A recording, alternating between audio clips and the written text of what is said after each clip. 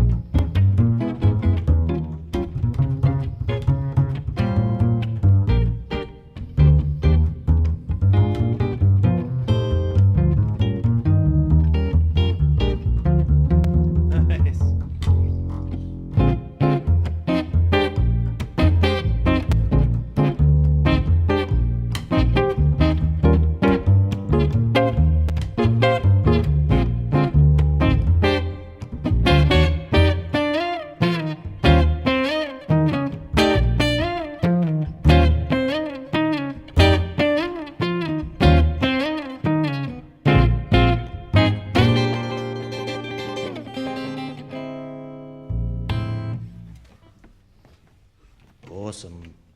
And I see Mike Manny joined, at least for a second. He's back. Looks like we're going to have Mike Manny on shortly. Great.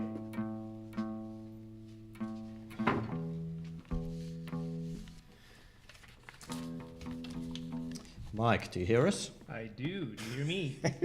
Yeah. Well, hello. Welcome. You're late to the show. I know. Well, I have to be, you know, the typical late for the jazz performance. All good, man. It's it seems super bright in there, Mike. It More does than- seem super bright. I don't know what's more than going normal. on. Yeah. Give me 1 second. Maybe I'll just do that. Freshly shaved head, maybe. Yeah. Well, literally. Yeah.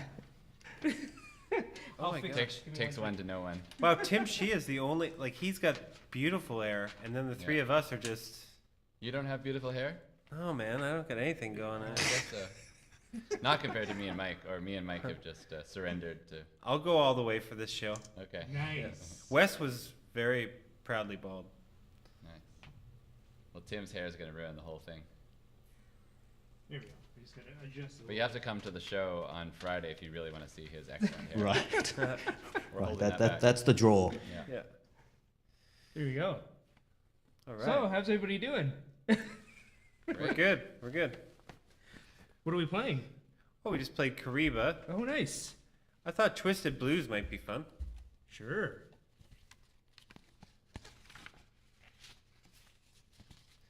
So, Kariba was from a great Wes album called Full House, which was live with Miles Davis's rhythm section, who was in town in California when Wes was doing the concert. So he had Paul Chambers and Wynton Kelly and who's the drummer? Jimmy Cobb, right? Was it Jimmy Cobb on that one? Yeah. Usually if it's Wynton Kelly, it's Jimmy Cobb. Yeah. Yeah. And yeah. And so this one, Twisted Blues, was on an album called The Incredible Jazz Guitar.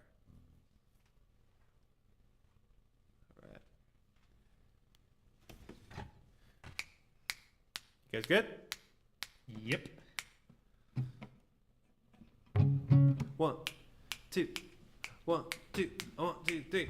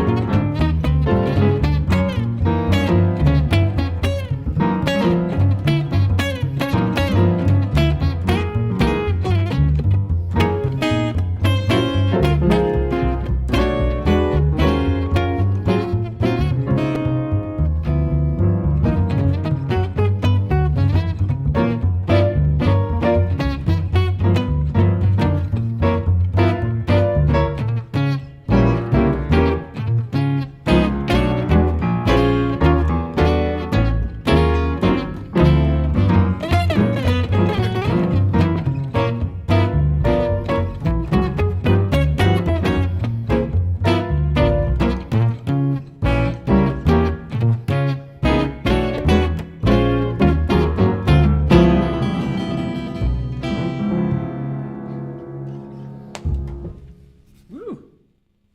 There you go. Oh, awesome. So how did you go about selecting the tunes for this Friday?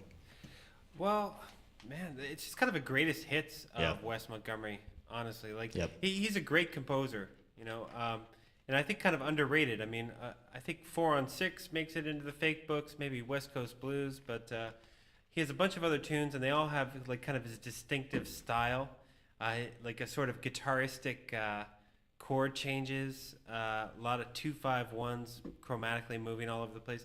Just like you always know it's a West tune, or you can tell if it's someone trying to copy West when they write a tune. You know? Yeah. You know, we had a chance to play with the Ottawa Jazz Orchestra, which I don't know if you know that I run, but we did some Wes stuff with a big band a little while ago. It was great.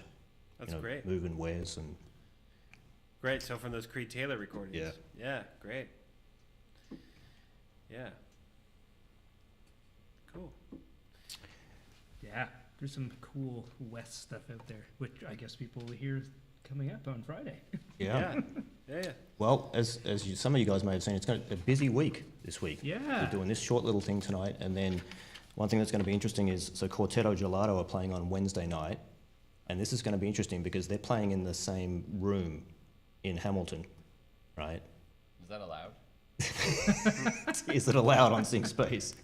That's right. Are you allowed to Yeah. play on this, in the same room Well, on so I'm going to be pulling multiple cameras, and it's going to look like a Sync Space show, basically, except in fact we're going to have 2 extra cameras, because we're going to have 2 wide cameras in the room, plus 4 individual cameras on the guys.